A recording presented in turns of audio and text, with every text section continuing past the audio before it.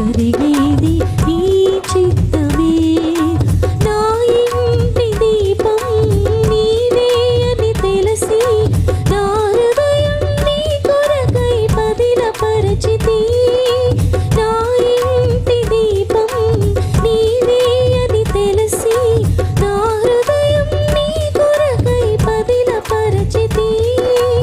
ఆరిపోయినా నా వెలుగు దీపము, ఆరిపోయినా నా వెలుగు దీపము, వెలిగించుము నీ ప్రేమతో ప్రభువా, వెలిగించుము నీ ప్రేమతో. ఎన్ని తలచినా ఏది అడిగినా జరిగేది నీ చిత్తమే ప్రభువా, జరిగేది నీ చిత్తమే. ఆపదలు నన్ను వెన్నంటి ఉన్నా నా కాపరి నీవై నన్ను ఆదుకొంటివి. ఆపదలు నన్ను వెన్నంటి ఉన్నా నా కాపరి నీవై నన్ను ఆదుకొంటివి. లోకమంతయు నన్ను విడచినా, ఈ లోకమంతయు నన్ను విడచినా నీ నుండి వేరు చేయవు ప్రభువా, నీ నుండి వేరు చేయవు. ఎన్ని తలచినా ఏది అడిగినా జరిగేది నీ చిత్తమే ప్రభువా, జరిగేది నీ చిత్తమే. నా స్థితి గమనించి నన్ను ప్రేమించి నా కొరకై కలువరిలో యాగమైతివా. నా స్థితి గమనించి నన్ను ప్రేమించి నా కొరకై కలువరిలో యాగమైతివా. నీదు యాగమే నాదు మోక్షము, నీదు యాగమే నా మోక్ష మార్గము. నీ అందే నిత్య జీవము ప్రభువా, నీ అందే నిత్య జీవము. ఎన్ని తలచినా ఏది అడిగినా జరిగేది నీ చిత్తమే ప్రభువా, జరిగేది నీ చిత్తమే. నీ వాక్కుకై వేచి ఉంటిని, నా ప్రార్థన ఆలకించుమా ప్రభువా, నా ప్రార్థన ఆలకించుమా. మీరు మా స్థితికే వచ్చేసారా, మీ పని కూడా అయిపోయింది అన్నట్టు మాట్లాడుకుంటున్నాం. ఈ లోపల ఏగుతుంది, ఇంకా నీళ్లు పోయవచ్చు అని చెప్పి అనుకునే సమయానికి ఉప్పేశారు, అంతా బాగానే ఉంది. ఈ లోపల కాసేపటికి జస్ట్ ఎంతంత దోషుడు కరేపాకు ఏం చేశాడు, దాంట్లో పోయి కానీ ఒక్కసారి టపటపటపటపట అంది. వచ్చేసావా మమ్మల్ని అందరిని భయపెడతానికి? ఎవరు మిగతా ఏమంటున్నాయి? వచ్చేసావా మమ్మల్ని అందరిని ఏం చేసావు? మమ్మల్ని వేసినప్పుడు అసలు మేము ఏ శబ్దం రాలేదు, నిన్ను వేయగానే చూడు పెద్ద గొప్ప కింద ఓకే శబ్దాలు చేసేసావు. అప్పుడు కరేపాకంటుంది, నేను ఎంత శబ్దం చేసినా మిమ్మల్ని తింటారు కానీ నన్ను ఏం చేస్తారు? నా శబ్దాలన్నీ ఉట్టిట్టియే. చూసారా, ఇన్ని కార్యములు చేసిన ఇంత సువాసన ఉపమాలో తాను ఇచ్చి కరేపాకు తన ఉపమాలో తన సువాసనంతా దాంట్లో జారవిడిసి అది ఉంటే తినేటప్పుడు ఏం చేశాడు ఈ పెద్ద మనిషి, గౌరవనీయులైన వారు? తీసి ఒక మూలన పెట్టేశారు. చూసారా, అలాగే దేవుడు మన పక్షముగా గొప్ప కార్యములు చేయడానికి ఇష్టపడుతున్నారే, దేవుడు మన పిల్లల విషయంలో అద్భుతములు చేయడానికి ఇష్టపడుతున్నారే, కానీ ఇప్పటి వరకు మన జీవితంలో చేసిన కార్యముల విషయంలో మనం సాక్ష్యం చెప్పాలా. నేను చేశాను, నేను ఇది పొందాను, నేను అనే పదం ఎప్పుడైతే ఒక మనిషిలో స్టార్ట్ అయిందో అప్పుడే మనిషిలో అపవాది ఆ వ్యక్తి హృదయాన్ని స్వాధీన పరుచుకున్నాడు అని అర్థం. నిజము. నేను ఉద్యోగం చేస్తున్నా, నేను చదివాను, నేను కష్టపడ్డాను, నేను చేశాను, నేను లేకపోతే ఏం జరగదు, నేనే అన్నిటికీ మూలం, నేనే అనే పరిస్థితి మనుషులకు ఎప్పుడైతే వచ్చిందో అప్పుడే అపవాది యొక్క నైజము, గర్వం అనేది ఆ వ్యక్తిలోనికి వచ్చేసింది. ఇంకా సందేహమే లేదు. అపవాది అనే నైజం వచ్చింది. ఇక అపవాది అనే నైజానికి మనిషి లోబడినప్పుడు ఇక దేవునికి అంత సులువుగా ఏం చేయడు, లోబడ్డం. మీటింగ్ ఉంది రా అని అంటే, మీటింగా వీలైతే చూస్తాను అంటాడు. అంటే ఏంటి, ఏం చేస్తాడంట, వీలైతే చూస్తాడు. గోదావరి కనిలో ఓ బ్రదరు చెప్తూ, ఆ సంఘముల విషయం చెప్తూ, ఒక యవనస్తురాల్ని అమ్మ ప్రార్థనకు రావచ్చుగా అని అంటే, నాకు ఏం అవసరం ఉంది, అయినా నేను ఏం పాపం చేశానని రావాలి, ఏంటి నేను ఎందుకు రావాలి, నేనేం పాపం చేశా, నేనేం పాపినా, నాకేం అవసరం ఉంది అంటూ ఉండేదట. సరే ఇలా చెప్పుకుంటూ వస్తుంది. ఒక రోజున వామిటింగ్స్, మోషన్స్ పట్టుకున్నాయి. మనిషి నీరసం అయిపోయి ఇక ప్రాణం పోయే అంత స్థాయికి వచ్చేసరికి పాస్టర్ గారితో చెప్తుందంట, అయ్యగారు నా కోసం ఏం చేయండి, ప్రార్థన చేయండి. ఇప్పుడు ఏం కలిగింది, ప్రార్థన యొక్క అవసరత కలిగింది. అలాగే మనిషి జీవితంలో నాకు ఏం అవసరం ఉంది, మనిషికి దేవుడు అవసరత, మన గుండె మనకి ఎప్పుడు ఎంత అవసరం ఉందో, గాలి మనకు ఎప్పుడు ఎంత అవసరం ఉందో, ఈ గాలి వెనుకున్న పరిశుద్ధాత్మ దేవుడు కూడా మనందరికీ అంతే అవసరం. ఏ కులమైన దేవుడు అవసరం బిడ్డ, కులం కాదయా అక్కడ. ఇప్పుడు మన ఇంటి పేరు ఉన్నవారే అన్ని కులాల్లో చెప్పండి ఉన్నారు. రెడ్డిలో ఉన్నారు, ఇంకా రకరకాల సౌదరీసులో ఉన్నారు. మా ఇంటి పేరే కేవలం పేరం, మా ఇంటి పేరు వాళ్ళు ఉన్నారు. ఇంకా రకరకాల క్యాస్ట్లో ఉన్నారు మా ఇంటి పేరు వాళ్ళే.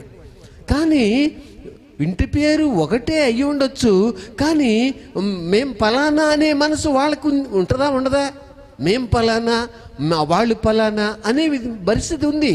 కానీ దేవుని బిడ్డలారా, మనం ఎవరు ఫలానైనా ఎవరు ఇంకొకటైనా మనందరం పీల్చుకునేది ఒకే గాలి.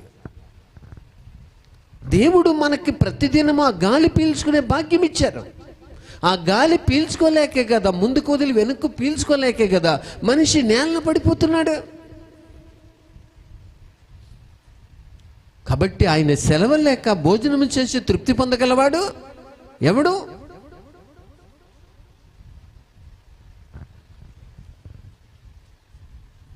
ఎర్ర సముద్రమును ఎలాగ ఆరిపోజేసినో, యోర్దానుని ఎలా ఆరిపోజేసినో, ఎర్ర సముద్రంలో పడి మీరు కాలి నీళ్ళకి ఎలా దాటారో, లేక యోర్దాన్ని ఎలా దాటారో ఆ సంగతి మేము విన్నాం.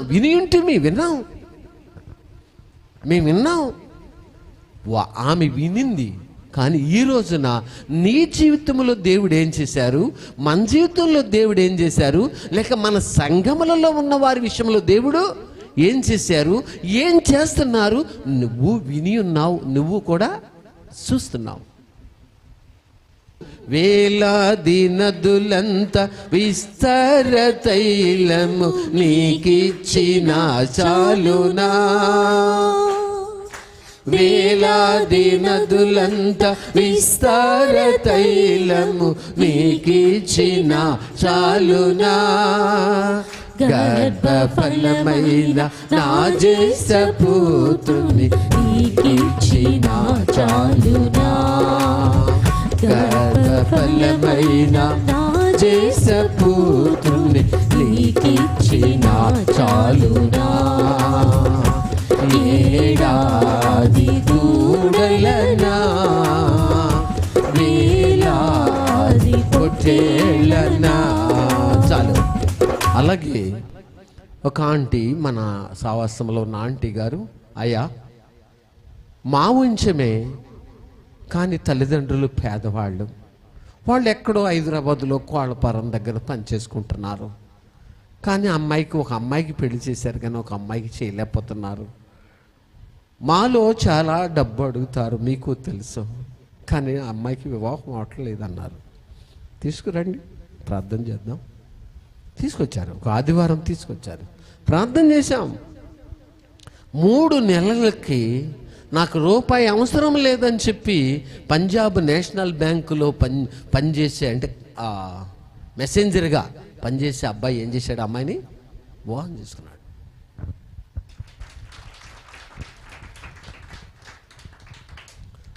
అదే ఆంటీ గారు మళ్ళీ వచ్చి ఒక సందర్భాన, అయ్యా మీకు విషయం చెప్పాలి, చెప్పండి ఆంటీ. మన వీధిలో ఒక ఆమె ఉన్నారు, ఆమెకి దగ్గరలోనే ఆమె అత్తగారు ఊరు, కానీ కూతురేమో ఇంటర్ చదువుతుంది. ఆమెని 7 సంవత్సరాల నుంచి ఏం చేయట్లేదు, ఆయన తీసుకెళ్ళట్లేదు అన్నారు. తీసుకురండి, ప్రార్థన చేద్దాం అని చెప్పగానే తీసుకొచ్చారు. ప్రార్థన చేశాం. ప్రార్థన చేసిన వారానికి ఆయనే వచ్చి ఏం చేశారట, ప్రార్థన వినేడి పావనుడా, ప్రార్థన మాకు నేర్పుమయా, ప్రార్థన వినేడి పావనుడా, ప్రార్థన మాకు నేర్పుమయా, శ్రేష్టమైన భావము గూర్చి శిష్య బృందముకు నేర్పితివి, శ్రేష్టమైన భావము గూర్చి శిష్య బృందముకు నేర్పితివి, పరముడలిను ప్రణుతించెదా, ప్రియముగా పరలుగా ప్రార్థన నేర్పుమయా. చాలు. మేడ్చల్ వెళ్ళినప్పుడు ఇలా చెప్పుకుంటూ పోతే చాలా ఉన్నాయి. మేడ్చల్ వెళ్ళినప్పుడు తమ్ముడు నన్ను ఒక ఇంటికి తీసుకెళ్ళాడు. 8 సంవత్సరాలు అయింది అన్నయ్య గారు మ్యారేజ్ అయ్యి వీళ్ళకి, కానీ సంతానం లేదు అన్నారు. తీసుకురా, వెళ్దాం మనం వెళ్దాం, మీరు కూడా రండి అని చెప్పాం. వచ్చాడు. దేవుడు అద్భుతకరంగా 2 పిల్లల్ని ఇచ్చినారు. ప్రార్థన చేసిన తర్వాత దేవుడు 2 పిల్లల్ని ఇచ్చినారు. మొన్న ఆ సిస్టర్ చెప్తున్నారట, వీరిత అమ్మాయి పేరు, ఈసారి అన్నయ్య గారు వస్తే మా ఇంటికి తీసుకురా అన్నయ్య, మేము పలానా ఎయిర్పోర్ట్ దగ్గరలో ఎక్కడో ఉంటున్నాము అని చెప్పిందట. అలాగే అమ్మ తీసుకొద్దాం. కాబట్టి దేవుని బిడ్డలారా, దేవుడి సహవాసములో ఇన్ని అద్భుతాలు చేస్తుంటే నీకు చేయం కుట్టినట్టు కూడా లేదా? నీ జీవితంలో చేసిన వాటికి కూడా చేయం కుట్టినట్లేదా? అసలు గ్రహింపు లేదా? నువ్వెందుకు భక్తిలో వెనకబడిపోతున్నావు? నువ్వెందుకు భక్తిలో ఎవరో మాటలు విని బొగ్గైపోతున్నావు?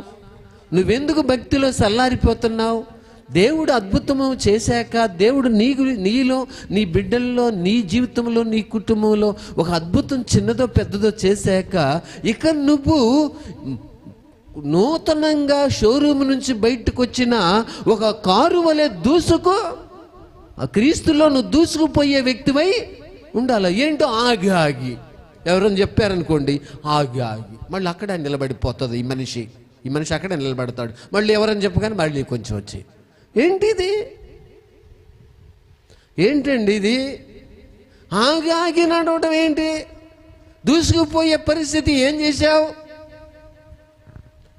అంటే, ఎవరో చెప్పిన మాట నిన్ను అంటే ఏనుగు చేత ఒక గడ్డి పరకతో ఏనుగుని ఏం చేసినట్టు ఆపేసినట్ట. ఒక వ్యక్తి యొక్క మాట, ఒక వ్యక్తి యొక్క సంభాషణ దేవుడు నీ పట్ల తీసుకున్న నిర్ణయాన్ని అంత సులువుగా వెనుకబడేలాగా ఆపేసేలాగా నిన్ను చేసేసిందా? నీ విశ్వాసంలో ఎంత బలహీనంగా ఉన్నావు? విశ్వాసంలో నువ్వెంత వీక్గా ఉన్నావు? సాలలో పశువులు లేకపోయినా, గొర్రెల దొడ్లో లేకపోయినా, అంజూరపు చెట్లు పోయకుండా, ద్రాక్ష చెట్లు ఫలింపకపోయినా నేను యెహోవా యందు ఆనందించదనని భక్తులు చెప్తూ ఉంటే, ఈరోజు నా మనుషుల జీవితాల్లో దేవుడు నీ పట్ల చేసిన దానికి మళ్ళీ నువ్వు దానికి నీ పేరు రాసుకుంటే, దానికి నువ్వే డంగి పెట్టుకుంటే, నేను చేస్తున్నా అంటే నిన్నొక గుడిసెలోనో ఒక దిగజారిపోయిన స్థానంలోనో ఉండవలసిన మన జీవితాలని, నీ జీవితాన్ని, మన పరిస్థితులను మన కొరకు ఒక వస్తువు కొనుక్కొనలేని దీనస్థితిలో ఉన్న మనల్ని ఈరోజు ఒక సామర్థ్యం గలవారిగా చేస్తే దానికి మన ఎడ్డింగ్ పెట్టడం మంచిది కాదు. పెడుతున్నాము అంటే ఒక రకంగా దేవుణ్ణి ఏం చేసాం, మనం తృణీకరించేసాం, భక్తిని తృణీకరించాం. ఇది నా శక్తి, ఇది నా బలం, ఇది నా డబ్బు, ఇది నా జ్ఞానం, ఇది నా తెలివి, ఇది నా సామర్థ్యం అనే మనసు వచ్చేసింది మనిషికి. నో, అలా చేయకూడదు. అలా చేసిన ఎడల దేవుణ్ణి బాహాటంగా మనం అవమానపరుస్తున్నాం, దేవుణ్ణి సిలువ వేస్తున్నాం. ఒక రకంగా దేవుడు ఏమి చేసినో ప్రతి సందర్భంలో కూడా దానిని జ్ఞాపకం చేసుకుని దేవుణ్ణి స్తుతించాలా. దేవుడు అంటారు, మీరు వాక్యమును బాసికములుగా కట్టుకోండి, వేళ్ళకు కట్టుకోండి, మీ ద్వారబంధముల మీద వాటిని ఉంచండి. ఎందుకు? మరిచి పోతారేమో. వాక్యమును మరిచి మళ్ళీ మనుషులు లోకము చేత చెడి పోతారేమో. కాబట్టి దేవుని బిడ్డలారా, అన్యులు చెప్తున్నారు, మీ దేవుడు పైన ఆకాశమందును ఏం చెప్తున్నారు,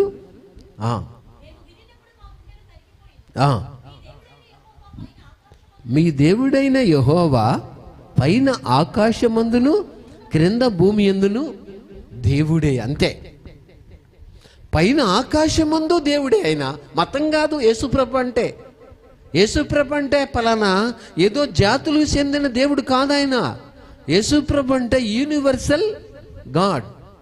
పైన ఆకాశమందు దేవుడు, కింద భూమి యందు దేవుడే. ఏదో కులానికి చెందిన దేవుడు అని చెప్పి మనుషులు అభ్యంతర పెట్టవచ్చు. కాదు, కులానికి చెందిన దేవుడు కాదు, ఒక అమెరికాకు చెందిన దేవుడు కాదు, ఒక ఇంగ్లాండ్కి చెందిన దేవుడు కాదు, ఒక ఆస్ట్రేలియాకు చెందిన దేవుడు కాదు, లేక ఒక ఇండియాకే చెందిన దేవుడు కాదు. మరి ఏ దేవుడయ్యా? యావత్ ప్రపంచానికి ఆయన ఎవరు? దేవుడు. ప్రపంచానికే దేవుడు. ఒక దేశానికి పరిమితమైన దేవుడు కాదైనా. ఒక భారతదేశానికే పరిమితము అంటానికి లేదు, లేక ఒక అమెరికాకే పరిమితము కాదు. అమెరికా అయినా ఆయనదే, జపాన్ అయినా ఆయనదే, ఆస్ట్రేలియా అయినా ఆయనదే, ఇండియా అయినా ఆయనదే. మనం పుట్టక మునిపే మన దేశములో పుట్టన వారు 400 సంవత్సరాలు ఏం చేశారు? పరిపాలన చేశారు. అన్నిలు ఏం చేశారండి? పరిపాలన చేశారు. మనం ఏమన్నా ఆపగలిగామా? అప్పుడు మనం ఉంటిమా? లేము కదా. మనం లేనప్పుడే, మనం పుట్టక మునిపే, మన తాతలు పుట్టక మునిపే మన దేశమును ఏలుచున్న ఓ సర్వోన్నతుడు ఒక ఆయన ఉన్నారు. ఎవరికిచ్చుడో న్యాయమో వాళ్ళకిచ్చుకుంటూ నేటికి వచ్చుతూనే ఉన్నారు. మీరు నేను ఆపితే ఆగేది కాదు. మనం ఆయనకి జ్ఞానం నేర్పి, మనం ఆయనకి ఏదో తెలివి నేర్పి, మనం ఏదో ప్రణాళిక వేసి ఈ ప్రభుత్వం కాదు ఇంకో ప్రభుత్వం వస్తే బాగుంటుందని చెప్పి దేవుడికి సలహా ఇచ్చే స్థాయిలో దేవుడు ఉండే దేవుడు కాదు. ఆయన ఎవరండి? అనంత జ్ఞాని, 7 ఆత్మలు గల దేవుడై ఉన్నారు. ఆయన మన పితరులు ఎప్పుడు 1000 సంవత్సరముల క్రితమే ఈ సృష్టి ఆయన చేతిలో ఉన్నది. ఆ సృష్టిని ఆయన పరిపాలన చేస్తున్నారు. తణుకు అనే పదం పుట్టక మునిపే ప్రభు ఉన్నారు. ఇండియా అనే పేరు పుట్టక మునిపే ప్రభు ఉన్నారు. ఇంకేం కావాలి? ఇండియా అనే పేరు, అమెరికా అనే పేరు, ఆస్ట్రేలియా అనే పేరు పుట్టక మునిపే ఆయన ఉన్న దేవుడు, మాట్లాడిన దేవుడు. అసలు ఈ భూమి లేనప్పుడు ఆయన ఉన్న దేవుడు. మరి అలాంటి దేవుడు మన జీవితంలో మనల్ని కనికరించి, మనల్ని ప్రేమించి, మన పట్ల దయ కలిగి, తగ్గించుకుని, మన మొర ఆలకించి, మన జీవితంలో చిన్నగా మేలు చేస్తే, చిన్నగా ఆయన అద్భుతం చేస్తే, దాని విషయంలో మనం వెనకబెట్టి క్రిస్మస్ కూటమా ఏమన్నా ఎందుకు చేసి పెట్టాలి? క్రిస్మస్ కూటం ఇంతకాలము కాశీ కాపాడింది ఆయన. ఏం కాపాడారా? నా శక్తి చేత, నా బలము చేత, నా తిండి చేత, నా సొమ్ము చేత నేను ఇలా ఉన్నాను అంటున్నాడు. మన్ను నిన్ను ఏమండి, మన్ను నిన్ను సమాధి అయిపోయాక మనం కూటాలు పెట్టగలమా? సమాధులు అయిపోయాక కూటం పెట్టుకోగలమా అండి? మనం బ్రతికుండగానే మనం దేవుణ్ణి గణపరచాలంటే, బ్రతికుండగానే దేవుణ్ణి వెంబడించాలంటే, దేవుణ్ణి స్తుతించాలంటే మన్ను స్తుతించదు. బ్రతికుండగానే ప్రభా, గత 2024 జనవరి నుంచి ఇప్పటి వరకు నన్ను కాచి కాపాడినందుకు ఈ క్రిస్మస్ కూటము లేక కృతజ్ఞతాస్తుతులు ఇలాగా చేసుకుని బ్రతికుండి, ఇలా చేసుకోవడానికి నేను బ్రతికిచ్చి వచ్చినందుకు మీకు కృతజ్ఞత స్తుతులు నాయన అని చెప్పాలి క్రియల ద్వారా. అందుకని నేను ముగిస్తున్నా. 10 మంది కుష్ఠరోగులు ఎదురుగొచ్చారు. ప్రభా, నన్ను శుద్ధునిగా చేయమని కేకలేశారు. ప్రభు ఏమన్నారు? దూరం నుండి మీరు వెళ్ళి యాజకునికి కన్నపరచుకోండి అని చెప్పారు. వారు వెళ్ళుచుండగా ఏమైనారట?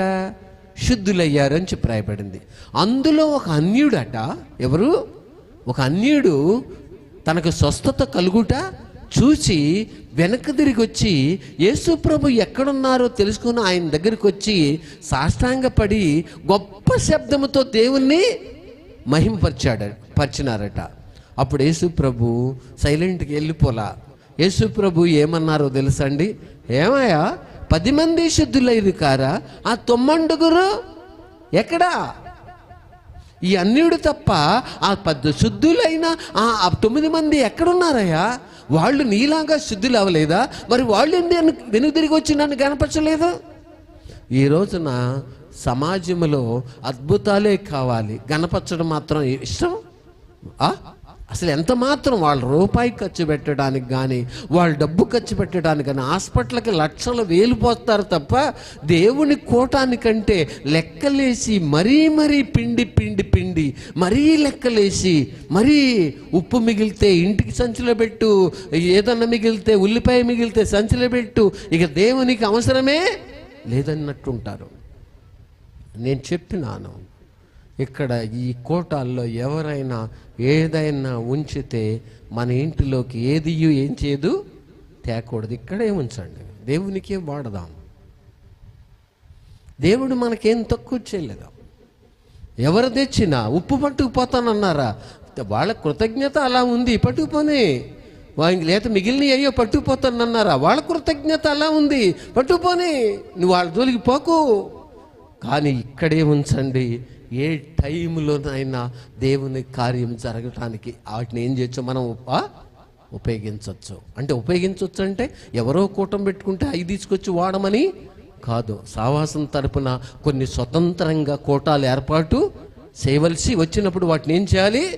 వాడాలి.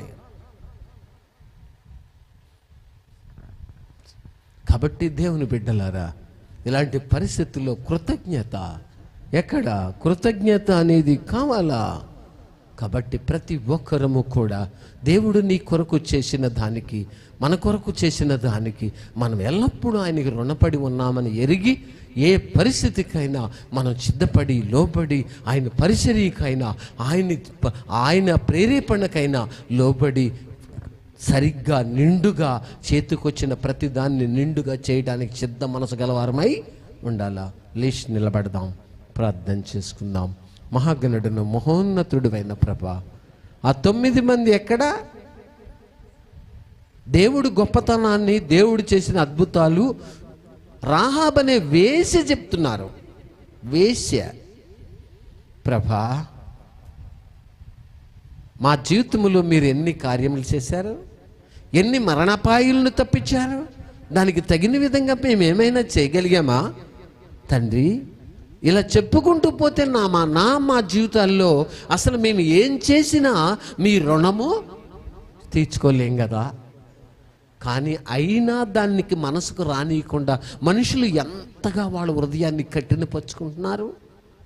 మొన్ను నిన్ను స్తుతించున్నా, రేపు సమాధి అయిపోయాక సమాధి స్తుతిస్తుందా? ప్రభా, బ్రతికుండంగా చేయలేని మనిషి సమాధి అయిపోయిన తర్వాత దేవుణ్ణి స్తుతిస్తాడా? ఒక్కసారి జ్ఞాపకం చేసుకోండి తండ్రి.